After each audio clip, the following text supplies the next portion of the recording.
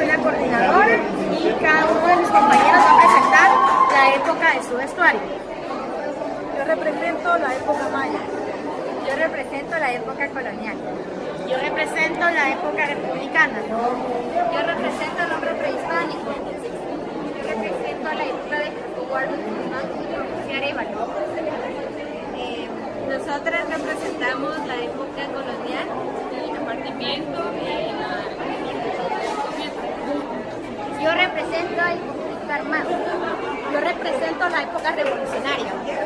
Yo represento la época de la conquista y soy Cristóbal Colón.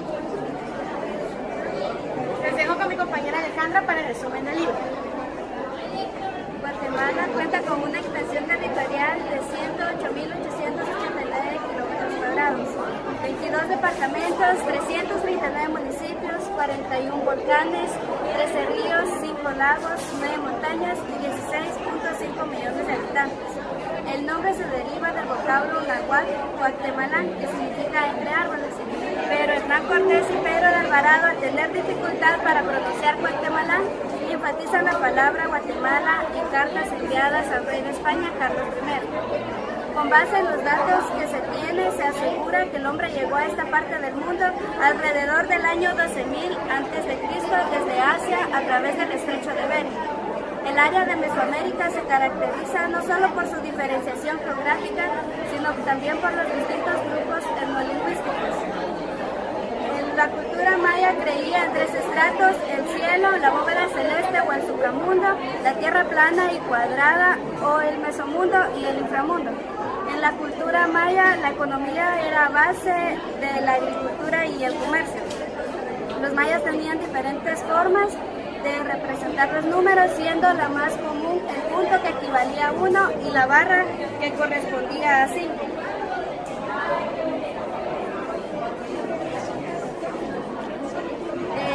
La época prehispánica es la época de los mayas. Prehispánico significa los idiomas que se derivan del latín, pero la época en sí es la precolombina, que hace referencia a la colonia. En la época precolombina nacen 3 periodos. El primero es el preclásico del año 2000 a.C., el 300 después de Cristo, y es el nacimiento de la civilización maya.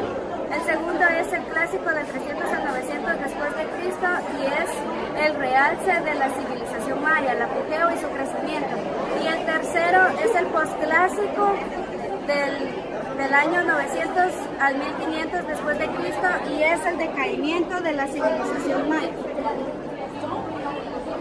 Con respecto al descubrimiento de América, sabemos que Cristóbal Colón fue el que conquistó América, pero él nunca lo supo. Él era un navegante y un comerciante que no tenía dinero, pero en ese tiempo los turcos bloquearon el paso desde Asia hasta las Indias. Cristóbal Colón veía siempre de que el planeta era redondo y si él circulaba el planeta iba a llegar al otro extremo. En ese entonces él le pidió permiso a los reyes católicos Fernando de Aragón e Isabel de Castilla para ir a buscar otra ruta y ellos le dieron permiso, pero él se fue solo con un barco. Cuando él se va supuestamente a encontrar la ruta de las Indias, de tanto navegar estaba cansado y lo único que quería era encontrar tierra, pero él encuentra una isla de las Antillas a la que le pone el nombre de San Salvador, porque fue la isla que lo salvó a él. Él regresa a España y le dice a los reyes católicos que sí hay más tierra, porque ellos nada más conocían el viejo mundo y pensaban que eso era lo único que existía.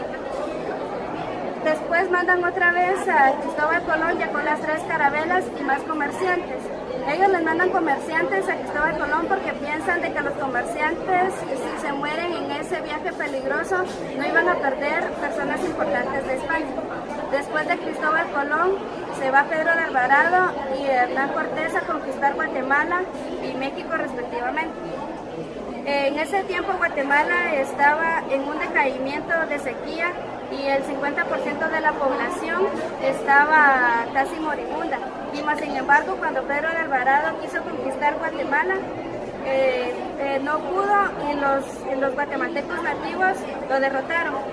Pedro de Alvarado después se fue con Hernán Cortés y un grupo de mexicanos nativos se unieron a Hernán Cortés y y a Pedro de Alvarado para lograr conquistar Guatemala. Por eso es que no se escucha de las muertes de algunos españoles en la conquista, porque en realidad los que pelearon fueron los nativos mexicanos en contra de los nativos guatemaltecos. Entonces ahí sí ya se logra conquistar Guatemala, pero fue una segunda conquista. En la organización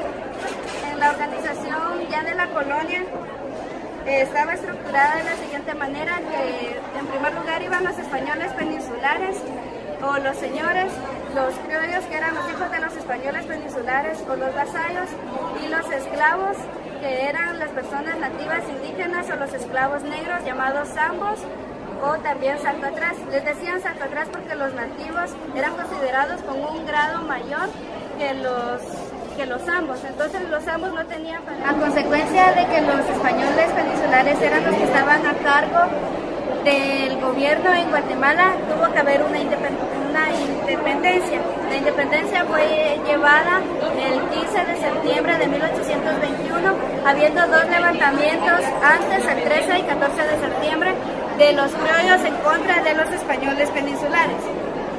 Después de la independencia hubo una federación en la que se unieron los países desde México hasta Costa Rica, siendo el presidente de Estado Mariano Gálvez.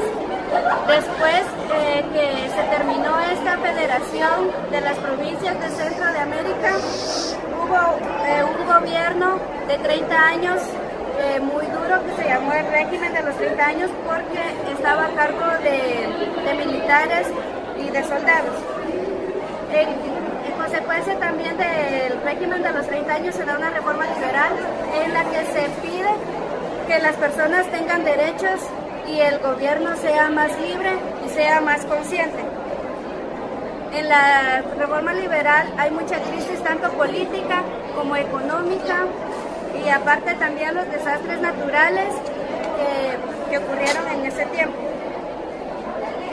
Hay un movimiento que es a cargo de Cobos Batres, en el que él quiere unir a todos los pueblos de Guatemala para que haya un mejor gobierno. Del unionismo se pasa al ubiquismo. El ubiquismo fue a cargo del presidente Jorge Ubico, que fue un militar muy duro en su gobierno. La revolución del 20 de octubre fue un movimiento en el que un grupo de estudiantes de la Universidad de San Carlos de Guatemala se unió con unos estudiantes de la Escuela Normal Central para Varones para derrocar a Jorge Ubico en su gobierno. Eran revolucionarios también los que fueron presidentes Arévalo y Arbenz. Estos tenían una gran mira para el país en su gobierno, como la construcción de la carretera al Atlántico, que se habilitara el puerto de Santo Tomás de Castilla, la ciudad olímpica y el código de trabajo. Después de los gobiernos de Arévalo y Arbenz, el ejército estuvo al mando de la República de Guatemala por un lapso de 32 años, en el que fueron solo militares. En este periodo ocurrieron muchos conflictos y muchas guerras, entre ellas el conflicto armado interno, que tuvo una duración de 36 años, en la que hubo una masacre acá en Guatemala y genocidio. Con respecto a esto, se tuvo que firmar la paz después de 36 años a cargo del entonces presidente Álvaro Arzú. Bueno, esa fue toda la exposición del día de hoy. Muchísimas gracias por su atención y esperamos verlos pronto.